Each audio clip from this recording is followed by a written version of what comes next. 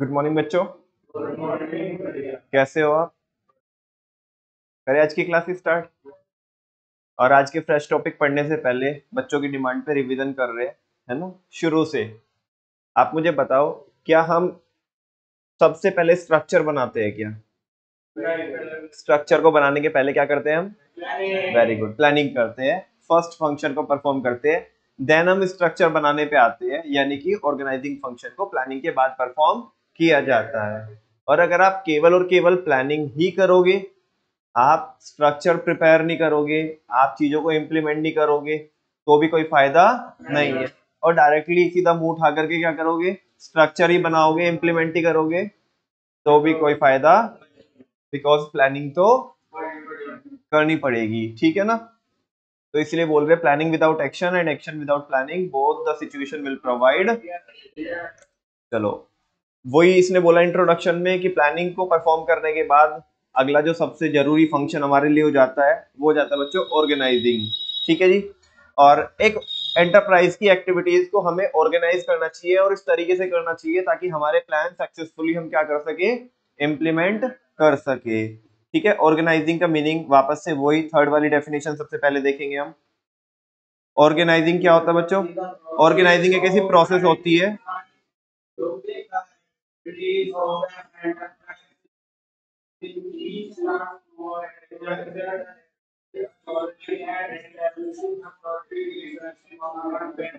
क्या बोला आपने? Organizing is the process of identifying and grouping of activities of enterprise.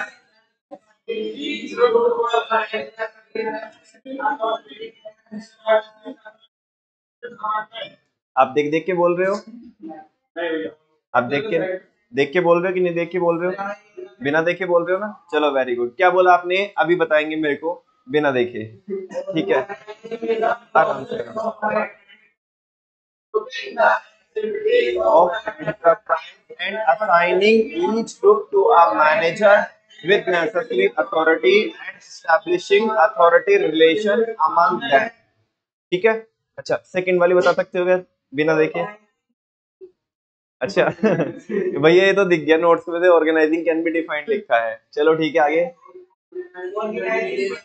Organising is the process of implementation of plans by clarifying jobs and working relationships and effectively deploying resources आगे for the attainment of कुछ भी बोलो, attainment बोलो, achievement बोलो, कुछ तो बोलो, organizational goals या ऑब्जेक्टिव्स। अगर हम फर्स्ट वाली डेफिनेशन की बात करें तो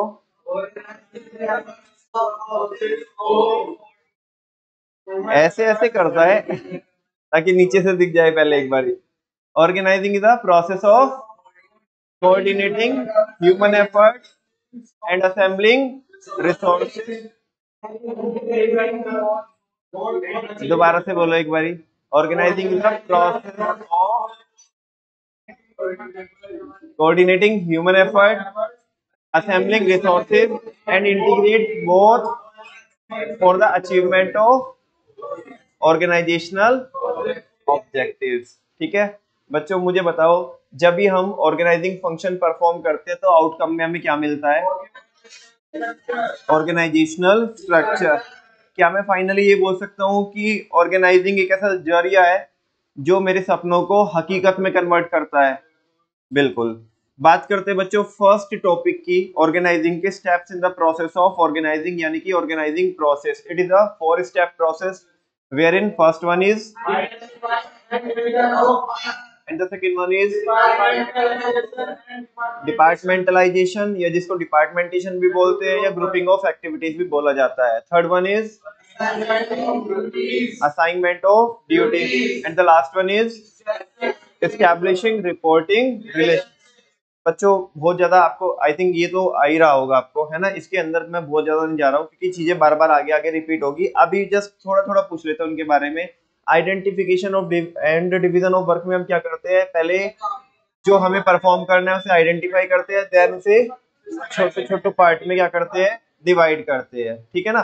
फिर जो हमने डिवाइड किया है जो सिमिलर नेचर की एक्टिविटीज है बच्चों, सेकंड वाले फंक्शन में अपन लोग क्या करते हैं, उसे उन्हें ग्रुप करते हैं एक डिपार्टमेंट के अंदर, ठीक है ना। फिर वो जो डिपार्टमेंट के अंदर हमने ग्रुप किया, वो सारी एक्टिविटीज को किसी एक बंदे को हम क्या कर देते हैं, सौंप देते हैं, असाइन कर देते हैं, और फाइनली फिर उसको ये बता दिया जाता है कि तेरे को ये काम करके इसको बताना है और तू इसको ऑर्डर दे सकता है। उसको बोलते हैं एस्टैब्लिशिंग रिपोर्टिंग रिलेशनशिप। बात करते हैं इंपॉर्टेंस की कि ऑर्गेनाइजिंग हमने क्यों परफॉर्म करना है, इससे हमें मिलेगा क्या, फायदा होगा क्या। पहला, चलो, ए रोज नालायक है, ठीक है ना। क्यों? हाँ, देखो बच्चे भी कह रहे खाली है ये। हाँ, सुनो ना अभी आप, ए रोज डीपी चेंज करता है, ए फॉर एडमिनिस्ट्रेशन, इफेक्टिव। जब आपने ये बता के रखा है कि कौन किससे ऑर्डर लेगा, कौन किसको रिपोर्ट करेगा, आपने हर एक चीज को डिवाइड भी करके रखा है, एक बंदे को सौंपा है, उसकी रिपोर्टिंग रिलेशनशिप भी यानी कि सुपीरियर सबऑर्डिनेट रिलेशनशिप, सब कुछ आपने फाइनलाइज करके रखा है। तो आप मुझे बताओ, आपके ऑर्गेनाइजेशन की एक्टिविटीज के ऊपर आपका कंट्रोल होगा कि नहीं होगा, या चीजें आपको संभलती नहीं आ रही होगी, है ना। आप ही के कंट्रोल में होगा ना ऑर्गेनाइजेशन। तो वो बोल रहा है इफेक्टिव एडमिनिस्ट्रेशन, यानी कि आपका बड़ा अच्छा क्या रहने वाला है, कंट्रोल रहने वाला है, अगर आपने ऑर्गेनाइजिंग फंक्शन को परफॉर्म किया है। एक बात, ए रोज आर फॉर, हाँ, clarity in working relation. Simply आ गया पॉइंट कि सबको पता है कि किससे ऑर्डर लेना है और किसको ऑर्डर देना है और किसको रिपोर्ट देनी है, वगैरह वगैरह सारी चीजें पता है, तो क्लैरिटी रहती है वर्किंग रिलेशनशिप में। A rose, O for optimum utilization of resource, है ना। अगर हम ऑर्गेनाइजिंग फंक्शन को परफॉर्म नहीं करेंगे तो ना तो किसी की रेस्पॉन्सिबिलिटी फिक्स होगी, है ना ही एक्टिविटी एक डिपार्टमेंट में आ सकती है, बिकॉज हमने ग्रुपिंग ही नहीं की होगी। तो बच्चों यहाँ पे फिर तो हमारे रिसोर्सेज तो क्या हो जाएगा, वेस्टेज हो जाएगी।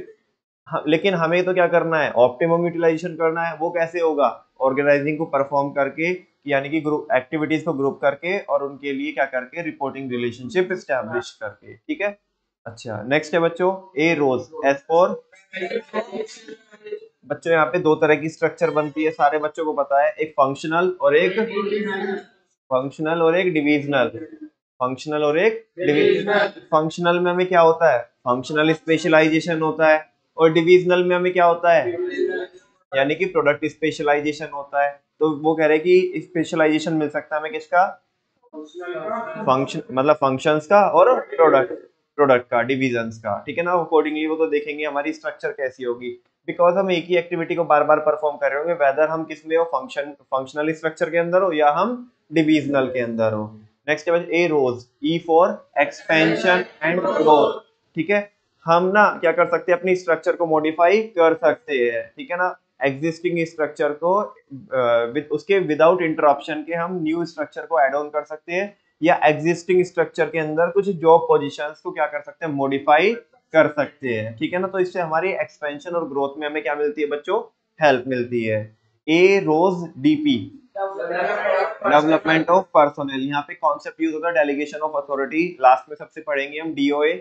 और वहां पे क्या होता है कि जब एक मैनेजर ओवरबर्डन हो जाता है, सुपीरियर, तो अपने सबऑर्डिनेट के साथ कुछ अपनी अथॉरिटी क्या करता है, शेयर करता है, तो जिससे कि उसे वो काम करने का मौका मिलता है जो सुपीरियर लोग कर रहे हैं। और सुपीरियर लोग जो काम कर रहे हैं, जब वो सबऑर्डिनेट को करने का मौका मिलेगा, तो बच्चों उसका ओवरऑल क्या होगा, डेवलपमेंट होगा, है ना। अलग अलग स्पेयर्स में उसको काम करने का मौका मिलेगा, अलग अलग असाइनमेंट को परफॉर्म करने का मौका मिलेगा, तो आगे के लिए वो प्रिपेयर हो रहा है ताकि वो चैलेंजिंग जॉब्स को क्या कर सके, टैकल कर सके। तो डेवलपमेंट होता है हमारे एम्प्लॉइज का। ए रोज डीपी चेंज करता है, हेल्प टू चेंज, ठीक है ना। ये हमारे को ना ऑर्गेनाइजिंग फंक्शन हमें चेंज करने में एनवायरनमेंट के अकॉर्डिंग क्या करता है, हेल्प करता है। जैसी एनवायरनमेंट की रिक्वायरमेंट है, हम अपने आप को, अपनी स्ट्रक्चर को चेंज करके अपने ऑपरेशंस को क्या कर लेते हैं, चेंज कर देते हैं, ठीक है ना। तो ये उसमें हेल्प करता है। तो ये बच्चों फर्स्ट मतलब सॉरी सेकंड टॉपिक हो गया हमारा।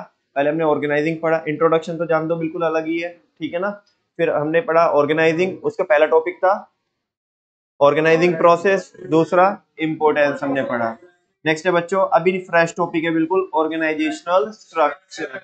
ऑर्गेनाइजेशनल स्ट्रक्चर एक फ्रेमवर्क होता है जिसके अंदर मैनेजरियल और नॉन मैनेजरियल टास्क परफॉर्म किए जाते हैं।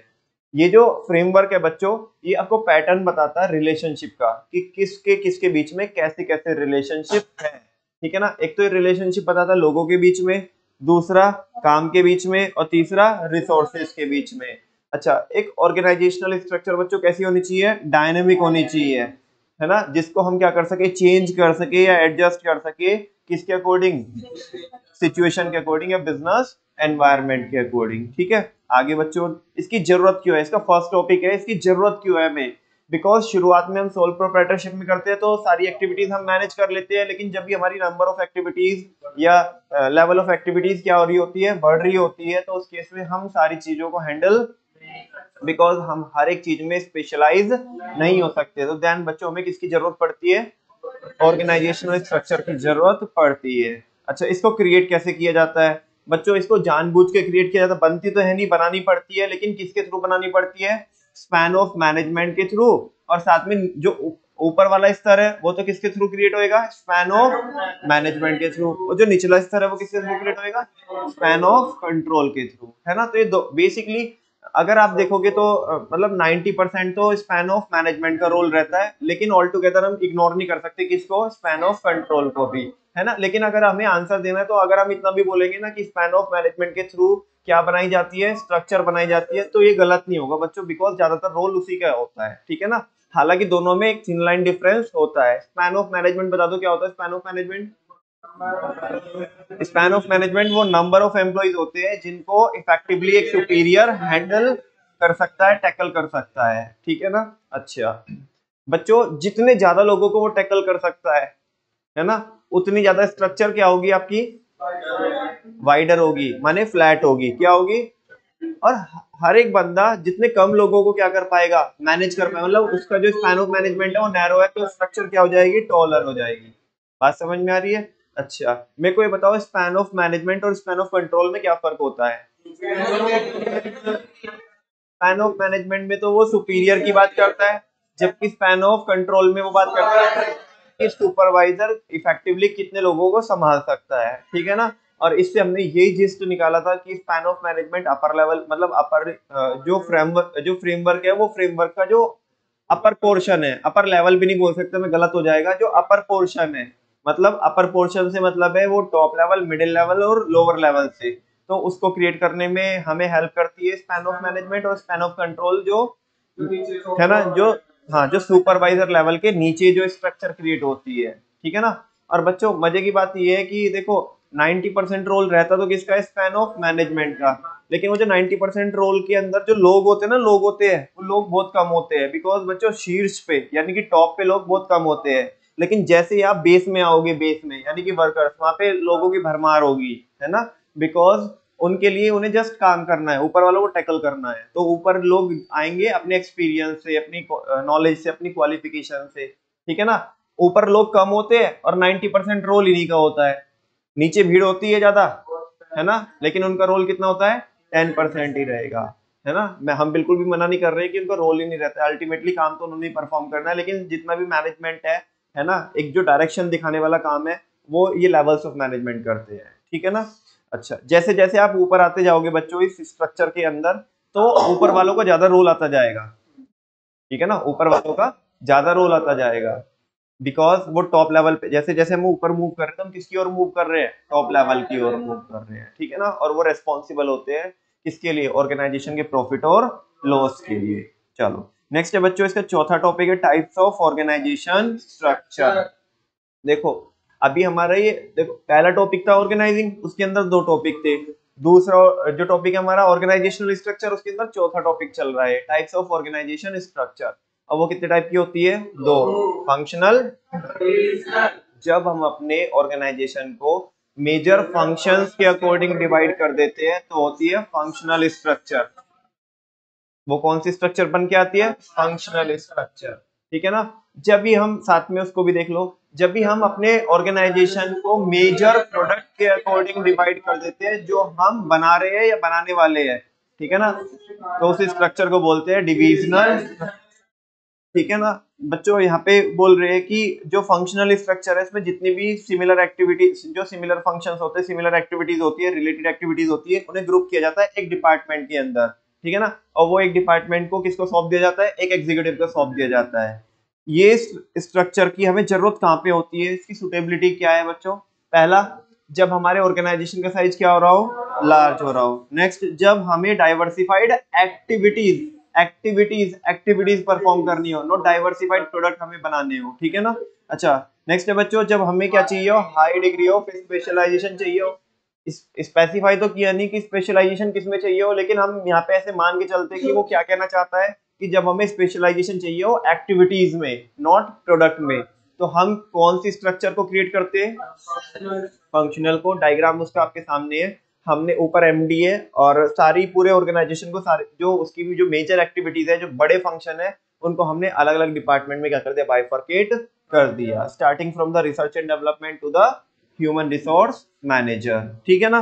बात करते हैं एडवांटेज की फंक्शनल स्ट्रक्चर की, तो सारे बच्चों को पता है, 4 टॉपिक बैक टू बैक यहाँ पे मेरे को अभी बताओ, सामने से देख के नहीं बताओ। इधर इसकी एडवांटेज, इसकी डिसएडवांटेज, फिर डिविजनल की एडवांटेज और डिसएडवांटेज बोल दो पहले। Specialized CID training can develop, और उधर इसका दूसरा डिसएडवांटेज वाला टॉपिक, सीआईडी का डिफिकल्ट फंक्शनल एम्पायर है, ठीक है ना। तीसरा अगर बात करें तो एडवांटेज उसकी सेफ, डिविजनल स्ट्रक्चर सेफ है, और उसकी disadvantage CID. 4 topic back to back एक बार देख लेते हैं। Specialized CID training can develop attention, तो बच्चों स्पेशलाइज्ड बोले तो फंक्शनल स्पेशलाइजेशन, रिपीटेड टॉपिक है कि हमें फंक्शनल स्पेशलाइजेशन होता है, बिकॉज हम एक ही टाइप की एक्टिविटीज को बार बार परफॉर्म कर रहे हैं, तो स्पीड बढ़ जाएगी, एक्यूरेसी बढ़ जाएगी, मिस्टेक होने के चांसेस क्या हो जाएंगे, कम हो जाएंगे। वो सारी चीजें आपको इसमें लिख के चलनी है। नेक्स्ट है बच्चों effective, sorry specialize CID, C for control and coordination, effective control and coordination. ये हमने ऊपर भी देखा है उसकी इंपॉर्टेंस में, कि जब हम ऑर्गेनाइजिंग फंक्शन परफॉर्म करते हैं, और ये जो स्ट्रक्चर है, स्ट्रक्चर हम किस में ही परफॉर्म कर रहे हैं, मतलब जब हम ऑर्गेनाइजिंग परफॉर्म कर रहे हैं तो उसका आउटकम क्या आ रहा है बच्चों, स्ट्रक्चर। तो जो उसकी इंपॉर्टेंस थी वही स्ट्रक्चर की यहाँ पे क्या है, एडवांटेज है, इफेक्टिव कंट्रोल एंड कोऑर्डिनेशन। हम अपने ऑर्गेनाइजेशन के ऊपर प्रॉपर कंट्रोल मेंटेन कर पाएंगे, और कोऑर्डिनेशन भी, ये समझ लो थोड़ा कि एक डिपार्टमेंट से दूसरे डिपार्टमेंट के बीच में हमें कोऑर्डिनेशन बनाना होता है, तो वो बनाना इजी हो जाएगा, ठीक है ना। नेक्स्ट है बच्चों improve efficiency, I for improve efficiency, इससे एफिशिएंसी को इम्प्रूव किया जा सकता है। क्यों, कैसे इंप्रूव किया जा सकता है, क्योंकि बच्चों हर एक फंक्शन के लिए हमने एक बंदे को जो स्पेशलाइज्ड है अपने काम में, ठीक है ना, जिसे नॉलेज है, जो एक्सपर्ट है, ऑलरेडी हमने उसी को हायर किया होगा, और वो भी बार बार उसे परफॉर्म करेगा, तो और माहिर हो जाएगा अपने काम में। तो इससे बच्चों फाइनली हमारी एफिशिएंसी को हम इंक्रीज कर सकते हैं। Specialize CID, D for duplication को अवॉइड किया जा सकता है। कैसे कैसे, बिकॉज एक फंक्शन के अंदर हमने एक ही टाइप की एक्टिविटी डाली है, और उसको एक ही बंदे को असाइन किया है, वही पूरा करेगा, दूसरे का कोई मतलब है ही नहीं है, तो एक काम को दोबारा परफॉर्म करने के चांसेस कम है कि होएंगे ही नहीं। सेल्स वाला प्रोडक्ट, जो प्रोडक्शन का काम है, वो क्यों करेगा, करेगा ही नहीं वो, ठीक है ना। तो specialize CID training is in training, एक डिपार्टमेंट के अंदर एक ही जैसे लोग हैं, और उनको हमें एक ही फंक्शन के बारे में क्या देनी है, ट्रेनिंग देनी है, जो कि देना बड़ा आसान है। अगर डाइवर्सिफाइड क्या होते लोग होते, वहां पे अलग अलग टाइप के लोग होते, अलग अलग फंक्शन परफॉर्म कर रहे होते एक ही डिपार्टमेंट के अंदर, तो बड़ा मुश्किल हो जाता। लेकिन यहाँ पे तो ऐसा कुछ होता नहीं है, यहाँ पे तो एक डिपार्टमेंट के अंदर एक ही जैसे लोग होते हैं, तो उनको ट्रेनिंग देना बड़ा आसान है। Specialise CID training can develop attention, proper attention. हर एक बंदा बिल्कुल फोकस्ड है अपने ही डिपार्टमेंट पे, उसे कंपनी से कोई मतलब नहीं है, वो अपने डिपार्टमेंट पे फोकस्ड है। तो बच्चों यहाँ पे प्रॉपर अटेंशन ये आता है, मतलब हर एक डिपार्टमेंट को प्रॉपर जितनी केयर मिलनी चाहिए ना, उतनी केयर मिलती है। प्रॉब्लम ये है, इन्हीं को केयर मिलती है, कंपनी को क्या कर दिया जाता है, साइड कर दिया जाता है। वो डिसएडवांटेज में देखेंगे हम, ठीक है ना। डिसएडवांटेज ऑफ फंक्शनल स्ट्रक्चर क्या है, सीआईडी का डिफिकल्ट फंक्शनल एम्पायर है। तुम देखो पहली कुश्ती लड़ रहे हैं, आजा बेटे, चल लड़े, कुश्ती लड़े, ठीक है। और देखो, अच्छा तू बताएगा मेरे को ऐसे, तो ये चीज है बच्चों। हाँ सुनो, disadvantage of functional structure, CID का डिफिकल्ट फंक्शनल एम्पायर। हाँ, तो सी फॉर कॉन्फ्लिक्ट ऑफ, लड़ाई झगड़े होते हैं, बहुत आम है यार। एक यार, जब वो कहते हैं ना कि रसोई में बर्तन है तो खड़के के तो है ही है आपस में, तो वही चीज है बच्चों यहाँ पे। कि बेसिकली जब डिपार्टमेंट है तो कहा सुनी तो होगी, किसी ना किसी बात, आज भी नहीं तो कल, कल नहीं तो परसों, किसी ना किसी बात पे तो बिगड़ेगी। और मैंने तो ऐसा देखा है कई सारी कंपनियों में काम करने के बाद, कोई तो दो बंदे ऐसे होते हैं अलग अलग डिपार्टमेंट के जिनका आपस में 36 का आंकड़ा होता ही है, पक्की बात है, दो तो ऐसे रहते ही है, मतलब दो तो सैंपल ऐसे रहेंगे कोई भी कंपनी में कि जहाँ पे अलग अलग फील्ड में काम कर रहे हैं वो, लेकिन वो इंटरलिंक है, मतलब आपस में उन्हें एक दूसरे की जरूरत पड़ती है, मतलब जरूरत इन द सेंस कि एक दूसरे के ऊपर डिपेंड होते हैं, और उनकी बिल्कुल आपस में क्या होती है, बनती नहीं है, 36 का आंकड़ा रहता है। तो वैसे तो कुछ लोग पाए जाते हैं, बिकॉज सारे बच्चों को पता है ह्यूमन नेचर डायनेमिक है और अनप्रिडिक्टेबल है, सबकी थिंकिंग, सबका जो वर्किंग स्टाइल है, सबका जो एटीट्यूड है वो मैच तो हो ही नहीं सकता, ठीक है ना, एक टाइम पे तो कॉन्फ्लिक्ट ऑफ इंटरेस्ट रहता है, पहली दिक्कत है। नेक्स्ट है I for inflexibility.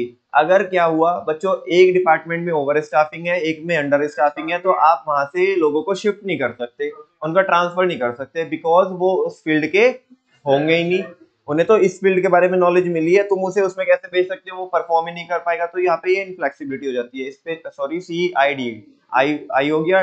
Next D for, हाँ, difficulty in difficulty in decision making, coordination में आएगी, कोऑर्डिनेशन में दिक्कत आएगी। और मैंने आपको ये कह के भी समझाया था कि बच्चों थर्ड वाली हेडिंग की वजह से ही फर्स्ट वाली हेडिंग क्रिएट होती है, डिफिकल्टी इन कोऑर्डिनेशन, देखो है ना ये वाली जो हेडिंग है, डिफिकल्टी इन कोऑर्डिनेशन, जब कोऑर्डिनेशन बिगड़ेगा तो ही तो कॉन्फ्लिक्ट ऑफ इंटरेस्ट होंगे ना, हाँ बोलो ना।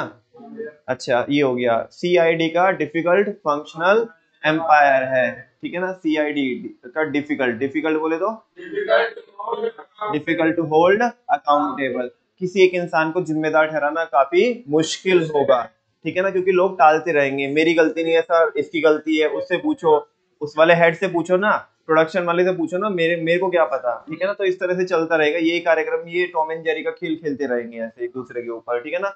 सीआईडी का डिफिकल्ट फंक्शनल एम्पायर है, ये मैंने आपको बताया था, अभी मैं ऊपर पढ़ा रहा था आपको कि वहां पे बोल रहे थे प्रॉपर अटेंशन मिलती, क्या मिलती है, प्रॉपर अटेंशन ही मिलती है, लेकिन यहाँ पे ये जो प्रॉपर अटेंशन मिलती है ना, ये भी अब दिक्कत बन गई, ये क्या बन गई, क्यों बन गई दिक्कत, क्योंकि सब अपने अपने बारे में सोच रहे हैं, फंक्शनल एम्पायर, ठीक है ना, फंक्शनल एम्पायर बन गए। हाँ बोलो ना, हमने बोला कि आप थोड़ा एक दूसरे बच्चे को कोऑपरेट करो, एक दूसरे बच्चे को कोऑपरेट करो, आप नोट्स वगैरह देखो कि किसके नहीं हो रहे तो उसके कराओ, क्या मतलब है हमें, हमें हमारे से मतलब, अपने आप हम हमारा देखेंगे, वो करे या ना करे, हमें क्या मतलब है उससे, ठीक है ना, तो ये चीज है बिल्कुल, ठीक है।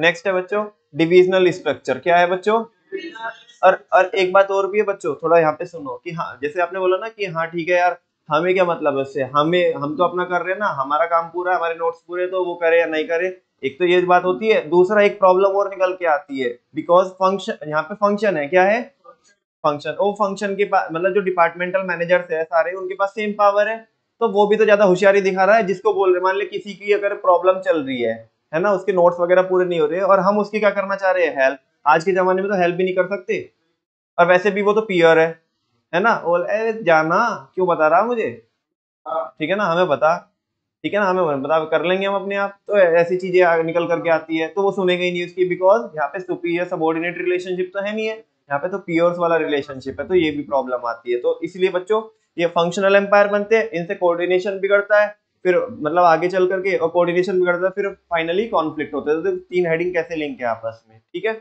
नेक्स्ट फाइनली आ जाते हैं बच्चों डिविजनल स्ट्रक्चर पे, और ये मैंने आपको बता ही दिया, डिविजनल स्ट्रक्चर क्या होती है, जब हम अपने ऑर्गेनाइजेशन को प्रोडक्ट के अकॉर्डिंग क्या करते हैं, डिवाइड करते हैं, ये लार्ज ऑर्गेनाइजेशन के लिए सुटेबल होती है, जहां पे हमें बहुत सारे प्रोडक्ट क्या करने होते हैं, मैन्युफैक्चर करने होते हैं, हर एक प्रोडक्ट के लिए एक सेपरेट डिवीजन बनाई जाती है, या इवन आप ये बोल सकते हो कि सेपरेट कंपनी बनाई जा सकती है, और हर एक डिवीजन के अंदर भी कौन सी स्ट्रक्चर पाई जाती है, फंक्शनल, उसको हम टेक्निकली कैसे बोलते हैं, देखो ये लिखा है यहाँ पे, each division has multi function in its, हर एक डिवीजन के अंदर मल्टी फंक्शन होते हैं। आगे अगर हम बात करें तो ये जो हर एक डिवीजन है वो प्रॉफिट सेंटर के जैसा काम करती है, जहाँ पे जो डिविजनल हेड्स होते हैं वो अपनी अपनी डिवीजन के लिए उसके प्रॉफिट और लॉस के लिए रेस्पॉन्सिबल होते हैं, ये मैंने आपको प्रॉपर समझाया भी था कि पूरी कंपनी का प्रॉफिट 10 करोड़ आ रहा था, है ना, आना चाहिए था कितना, 12 करोड़, ऐसा कुछ करके एग्जाम्पल दिया था ना, ठीक है ना।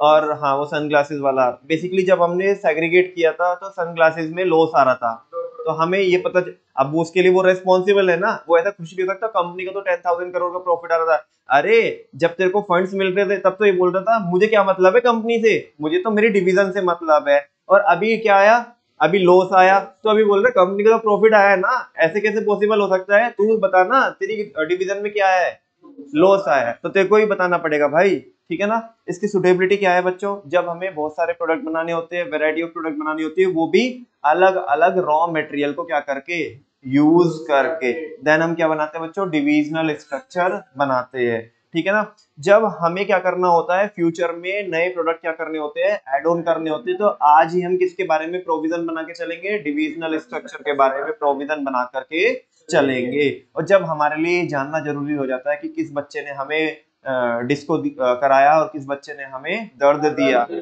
ना, जब ये दर्द दर्द और डिस्को के बारे में पता लगाना जरूरी होता है, तो तब हमें कौन सी स्ट्रक्चर बनानी चाहिए, वरना कुछ दरिंदे ऐसे होंगे, है ना, जो कंपनी के प्रॉफिट की आड़ में पीछे छिपे हुए होंगे, और हमें ये नहीं पता लग पाएगा कि इन बच्चों को हमें अपना ही बनाते रह, मतलब अपना ही बनाए रखना है, या इनको कहीं दूसरा इन्हें कहीं छोड़ के आना है, ये पता ही नहीं पड़ेगा हमें, ठीक है ना। अगर ये पता लगाना है तो आपको यही स्ट्रक्चर बनानी पड़ेगी। और ये स्ट्रक्चर का देखो डायग्राम देखो, एमडी, एमडी को हमने फिर मतलब यहाँ पे एमडी को रिपोर्ट करेंगे 3 डिविजनल हेड्स, एक टी शर्ट का हेड है, एक बैग का है, एक शूज का है, तीनों अलग अलग प्रोडक्ट है बच्चे हमारे ही, लेकिन फिर भी आपस में एक दूसरे को भाई बहन नहीं मानते, ठीक है ना। इनके अंदर भी फिर इनके भी बहुत सारे सारे बच्चे हैं, ठीक है ना, एक एक दर्जन तक हो जाते हैं इनके बच्चे, ठीक है। तुम देखो ना, रिसर्च एंड डेवलपमेंट है, फाइनेंस है, purchase, production, marketing, sales, human resource, बहुत सारी कंपनी तो ऐसी होती है, बहुत सारी कंपनी तो ऐसी होती है कि जिनके अंदर ट्रांसपोर्टेशन इतना बड़ा फंक्शन होता है, बहुत मतलब फैक्ट्री जो बेसिकली होती है, जैसे पेपर मिल वगैरह हो गए या शुगर मिल हो गए, तो इनके अंदर तो ट्रांसपोर्टेशन वाला जो सेगमेंट है, जो फंक्शन है, वो इतने बड़े स्केल पे परफॉर्म होता है, तो उसकी एक्टिविटीज बिल्कुल हमें क्या ही करनी होती है, अलग ही रखनी होती है। ऐसे नहीं कि कोई चलो आज इसको दे दिया, आज उसको दे दिया, वहां पे अरे इतने सारे फार्मर्स जाकर के गन्ना डाल के आते हैं शुगर मिल में, है ना, किसी के में भी गड़बड़ हो गई, है ना, टाइम पे अगर नहीं अनलोड हो पाया गन्ना, या उसकी बराबर से पर्ची नहीं बनी, ठीक है ना, तो दिक्कत हो जाएगी, है ना, या सारे लोग एक साथ आ गए, ठीक है ना, आसपास के एरिया के सारे जितने भी फार्मर्स है वो कह रहे कि चलो अभी मिल पे चढ़ाई करते हैं, तो कहाँ पे कैसे मैनेज करेंगे, तो वहां पे ट्रांसपोर्टेशन भी एक बड़ा फंक्शन होता है। तो 1 दर्जन तक बच्चों लगभग लगभग ये बच्चे हो सकते हैं किसके, डिवीजन के, ठीक है। ये डायग्राम भी आपको अच्छे समझ में आया। बात करते हैं बच्चों किसकी, एडवांटेज ऑफ डिविजनल स्ट्रक्चर की, ये सेफ होती है, कैसी है, सेफ है। अब तुम बताओ, मान लिया टी शर्ट के लिए हमने सनी लियोनी को अलग रख दिया और राम रहीम को अलग कर दिया, तो सेफ नहीं है जब वो अलग है तो सेफ है ना, अदरवाइज तो थोड़ा चलो क्या कह रहे हो, अदरवाइज तो एमडी को भी ये रहेगा कहीं कुछ दिक्कत ना हो जाए, तो भाई अलग अलग ही सही है, ठीक है ना, तो सेफ है। Finally product specialization, S for specialization, अरे अरे अरे स्पेशलाइजेशन यहाँ पे भी प्रोडक्ट स्पेशलाइजेशन होता है, वहां पे कौन सा होता था, फंक्शनल स्पेशलाइजेशन होता था। अच्छा नेक्स्ट है बच्चों, A for accountability, greater accountability, बताओ वो सनग्लासेस वाले को लॉस आया, पकड़ेंगे किसको, सन ग्लासेस वाली डिवीजन में लॉस आया, क्या सनी को पकड़ेंगे क्या, सनी कह रही है मुझे छोड़ो, उसे जाके पकड़ो ठीक है ना, ग्रंथ को पकड़ो मेरे से कुछ नहीं होगा, ठीक है ना। तो नेक्स्ट है ग्रेटर अकाउंटेबिलिटी, तो अकाउंटेबिलिटी ज्यादा रहेगी, आपको समझा गया। नेक्स्ट है एफ फॉर फ्लेक्सिबिलिटी, ठीक है ना, फ्लेक्सिबिलिटी है, ठीक है ना, अगर सनी के डिपार्टमेंट में ज्यादा लोग हो गए, मतलब उसकी डिवीजन के भी पर्टिकुलर एक डिपार्टमेंट में अगर ज्यादा लोग हो गए, तो सनी बोल दे कि लेके जाओ इधर एक्स्ट्रा है ना, तुम अपने वाले में अपने डिपार्टमेंट में क्या कर लेना, डिप्लॉय कर लेना, ठीक है ना, बिकॉज हमारा भी मार्केटिंग है और तुम्हारा भी मार्केटिंग है, तो कोई बात नहीं, थोड़ी बहुत ट्रेनिंग दे करके ये बंदे फिट हो जाएंगे, वैसे तो मैंने इन्हें फिट करके रखे हैं लेकिन तुम्हारे यहाँ पे जाएंगे तो और भी ज्यादा फिट हो जाएंगे, तुम देख लेना, है ना। रामदेव को ऐसा बोल रही है सनी दीदी, ठीक है ना, कि तुम इन्हें फिट कर देना योगा वोगा करा करके। नेक्स्ट है E, E for expansion and growth, ठीक है, सारे बच्चों को पता है कि पुरानी स्ट्रक्चर को छेड़े बगैर, है ना, सनी को कुछ नहीं कहेंगे हम, सनी जैसे परफॉर्म कर रही है वो वैसे परफॉर्म करेगी, ठीक है ना, राम रहीम जैसे परफॉर्म कर रहा है वो वैसे करेगा, रामदेव जैसे परफॉर्म कर रहा है ना, और राखी अपना माहौल बनाती रहेगी, ठीक है है ना। हमें अगर उर्फी को लेके आना है तो उर्फी को भी लेके आएंगे, बाकी और किसी को भी लेके आना है, अलग अलग डिवीजन को लेके आना है तो उर्फी बर्फी जो भी तुम बोल रहे हो सबको लेके आएंगे, ठीक है ना। समझा क्या? हाँ, लड्डू वड्डू जो भी है, समझा क्या आपको? ठीक है ना। मुझे बताओ, ऐसे में राखी को कोई प्रॉब्लम होगी क्या? नहीं, उर्फी बिल्कुल अलग ही इंडिपेंडेंट क्या कर रही है, परफॉर्म कर रही है, राखी अलग परफॉर्म कर रही है। आप मुझे बताओ, रामदेव को कोई दिक्कत होगी? नहीं होगी ना, वो अपना कराता रहेगा, अपनी डिवीजन में जो भी करना है वो करता रहेगा, उसे क्या मतलब है। वैसे भी तो एक दूसरे को भाई बहन नहीं मानते, ठीक है ना। तो वो है बच्चे। तो इससे एक्सपेंशन एंड ग्रोथ हो जाएगा। क्या हो जाएगा? एक्सपेंशन एंड ग्रोथ हो जाएगा, ठीक है। नालायको, ये हमारे मतलब क्या होता था ना, पता नहीं नहीं, मेरे को ना तुमने ऐसा बोल करके एक बचपन की याद दिला दी। हमारे स्कूल में एक प्लेज होता था, आपके स्कूल में भी होता है क्या प्लेज? शुरू होता था, India is my country and all Indians are my brothers and sisters. बच्चे अपने मन से एक और ऐड करते थे उसमें, एक्सेप्ट वन। अच्छा, तुम बोलते नहीं हो? नहीं नहीं, हमारे वाले तो ऊपर वाले थे, हम लोग तो क्या बोलते हैं, एक्सेप्ट वन, ठीक है ना। बोल भी दिया। अच्छा, तुम बोलते ही नहीं हो, तुम चुप हो। ठीक है ठीक है ठीक है बच्चे। अभी क्या है डिसएडवांटेज है, सीआईडी क्या है, सीआईडी। हाँ, अपना ही तो एग्जांपल बता रहा हूँ, और क्या है। ऐसे कोई ना मैं कि हम इंसान नहीं है क्या? तो टीचर को ऐसा सोचोगे कि इसकी कोई पर्सनल लाइफ नहीं है, या वो बिल्कुल ऐसे। भाई वो जमाना चला गया कि जब टीचर आते थे कि वो एक थैला लेके आ गए, है ना। और आ जाओ गुरुजी, अब है ना, गुरुजी नमस्कार, अब हम आपको मतलब आप हमें पढ़ाएंगे, और गुरुजी बोल रहे चलो बच्चों आज हम पढ़ेंगे। अब वो आस्था चैनल वाला जो जमाना था वो चला गया, ठीक है ना। अब तुम्हें पता है कि टीचर्स कितना ऊपर जा रहे हैं। अरे मतलब बिल्कुल अभी ऐसे सबकी अपनी पर्सनल लाइफ है। इधर, हाँ, इधर देखो बस, ज्यादा अब उंगली पकड़ाई आगे ऊपर मत जाओ, इधर। कॉस्टली, ठीक है ना। डिविजनल स्ट्रक्चर क्या होती है? नहीं नहीं नहीं नहीं, मुझे तो पता नहीं, तुम बता दो क्या होती है कॉस्टली। अब मुझे बताओ, मार्केटिंग डिपार्टमेंट हर एक डिवीजन में है, ऐसे ही सेल्स भी, ऐसे ही परचेज भी। सबके लिए रिसोर्सेज अलग चाहिए, लोग अलग चाहिए, उनके लिए जो फैसिलिटीज है वो अलग अलग चाहिए, तो उनके लिए पैसा नहीं लगेगा, लगेगा क्या? या फ्री में आ जाएगी चीजें? नहीं आ जाएगी यार, फ्री में नहीं आएगी, तो उनके लिए पैसा लगेगा, तो कॉस्टली हो जाती है बहुत ज्यादा है। नेक्स्ट है बच्चों, इग्नोर ऑर्गेनाइजेशनल इंटरेस्ट। मैंने पहले बोल दिया, ये आपस में एक दूसरे को भाई बहन मानते ही नहीं है, ठीक है ना। इन्हें तो अपनी डिवीजन से मतलब है, किससे मतलब है? इनके साथ भी तो बुरा होता है, फिर डिवीजन के साथ भी। डिवीजन के अंदर भी तो बच्चे हैं, वो भी तो किसको देख रहे हैं, अपने बाप को देख रहे हैं ना, फिर वो भी ऐसा करते हैं। मतलब डिविजनल के अंदर एक तो यहाँ पे जो डिविजनल इंटरेस्ट है उसको तो कंसिडर किया ही जाता है, लेकिन इसके अंदर कौन से भी फंक्शनल एम्पायर भी बन जाते हैं, क्या बन जाते हैं?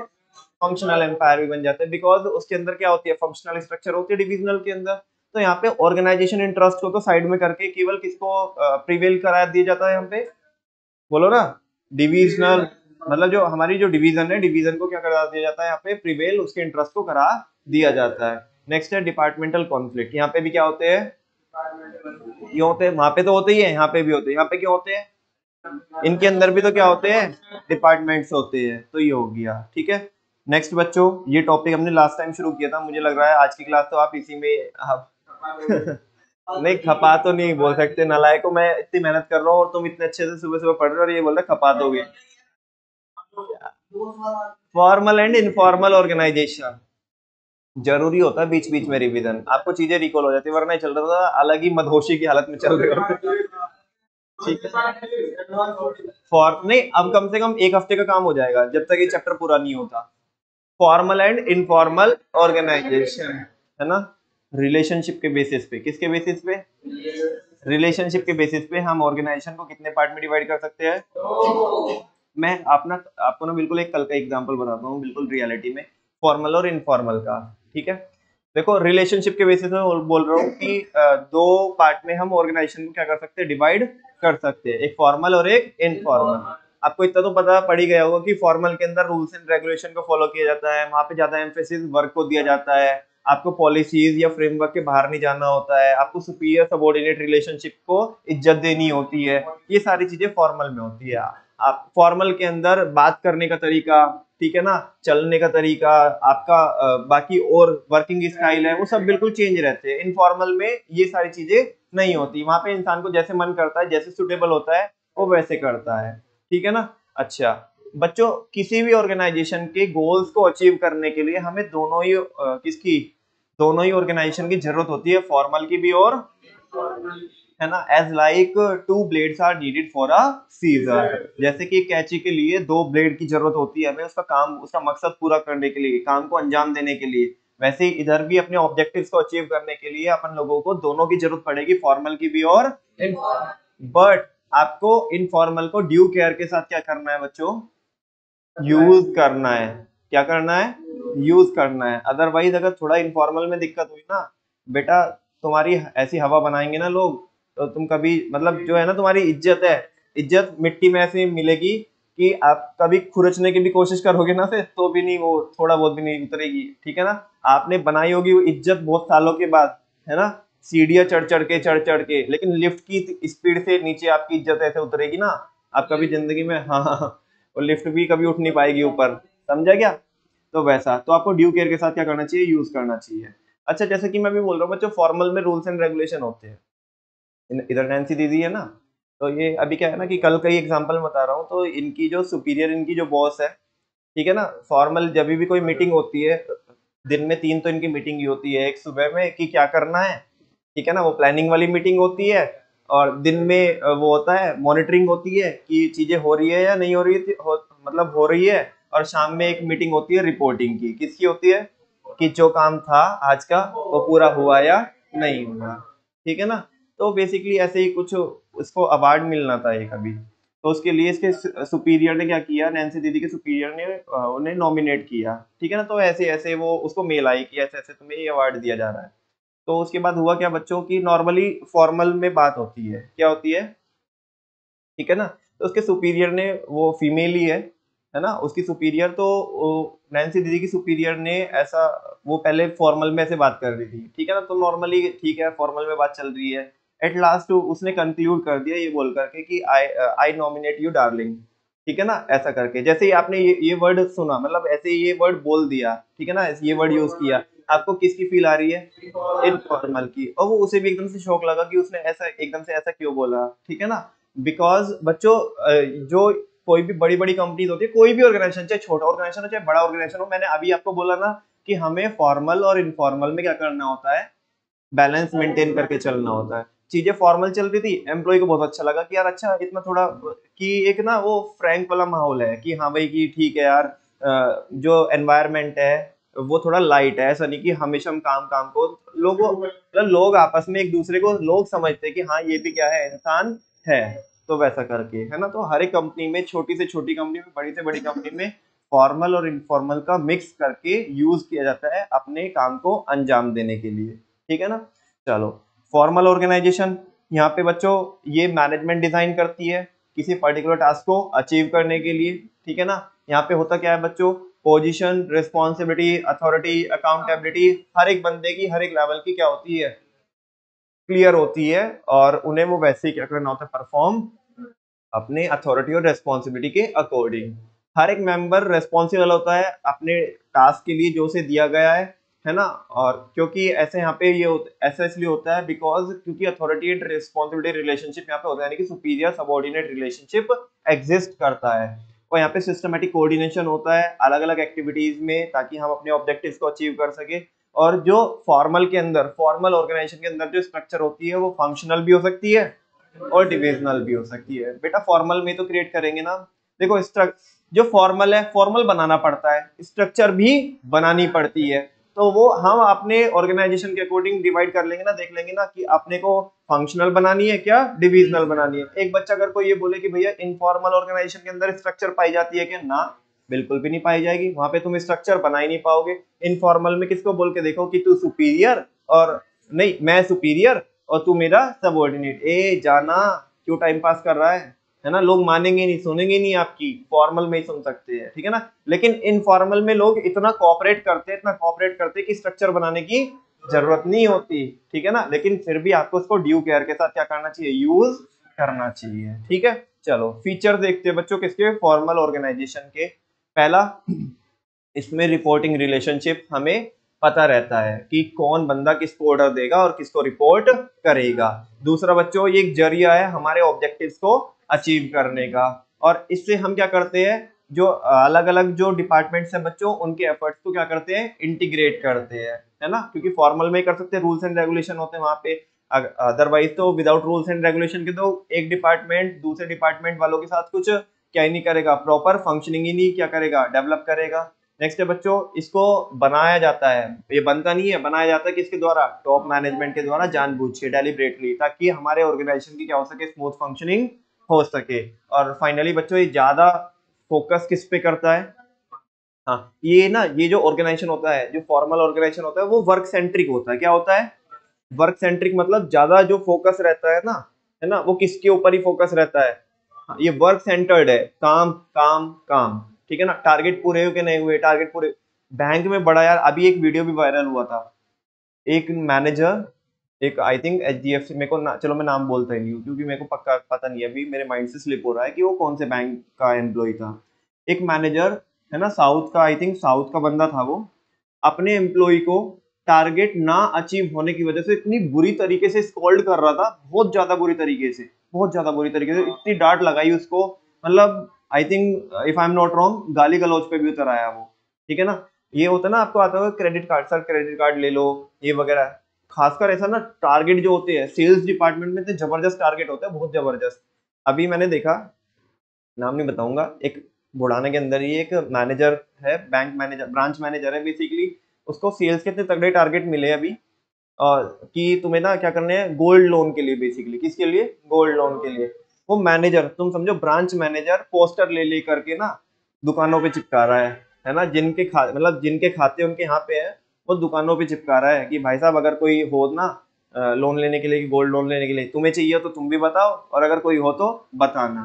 तो इतने तगड़े टारगेट होते हैं, ठीक है ना। और यहाँ पे अरे ऐसा ना, मतलब ये टारगेट को अचीव करने की बात फॉर्मल में ही की जाती है, किसमें की जाती है, हालांकि इनफॉर्मल भी एक बहुत अच्छा जरिया है टारगेट को अचीव कराने का, उसकी बात मैं बाद में करूंगा। फिलहाल यहाँ पे काम काम काम, टारगेट पूरे हुए कि नहीं हुए, है ना, नहीं हुए तो क्यों नहीं हुए, बहुत बुरी तरीके से स्कॉल्ड करते हैं लोगों को, खासकर सेल्स डिपार्टमेंट के अंदर तो, और आजकल बैंकिंग में तो बड़ा ज्यादा चल रहा है ना। तो ये सारी चीजें बच्चों, आई थिंक मैंने यहीं तक पढ़ाया था आपको। फाइनली, वैसे मैंने बोला तो था कि आज के टॉपिक शुरू करने से पहले हम पहले रिवीजन कर लेते हैं, लेकिन माफ करना बच्चों, आगे के टॉपिक आज मैं आपको नहीं पढ़ा पाऊंगा, आज हमने जस्ट रिवीजन ही किया है, और ये समझना आपका 60% चैप्टर का रिवीजन था ये, ठीक है ना। आज हमने एक क्लास में आधे चैप्टर का रिवीजन किया है, चीजें हमारे को रिकॉल हो गई। जब भी हम अभी नेक्स्ट फेज में क्या करेंगे, वन गो में हम क्या करेंगे, चैप्टर को one go in the sense कि मतलब अगली जितनी भी क्लास लगेगी, 5 6 7 क्लास जो भी लगेगी इसमें, इस चैप्टर के अंदर, वो लगा करके चैप्टर पूरा करेंगे। और नेक्स्ट टाइम जब भी हम इसका रिवीजन करें, छोटा मोटा रिवीजन तो करते रहेंगे डेली, लेकिन इस तरीके का बड़ा रिवीजन इस बार क्या करेंगे, एक ही क्लास में। आज तो आधे चैप्टर का रिवीजन किया है, आने वाले टाइम में पूरे चैप्टर का रिवीजन करेंगे, ठीक है ना। बिकॉज अभी चीजें आपको रिकॉल हो गई होगी और आपकी स्पीड तेज हो जाएगी अगले रिवीजन में, ठीक है ना। आई होप आपको आज के इस रिवीजन से ऐसा बर्डन बर्डन सब ना लगा हो, कुछ चीजें रिकॉल हुई हो, मैं आपकी कुछ हेल्प कर पाया हूँ। इसी के साथ साथ बच्चों आज की क्लास को वाइंड अप करते हैं, अगली क्लास स्टार्ट करते हैं इकोनॉमिक्स की। थैंक यू वेरी मच बच्चों।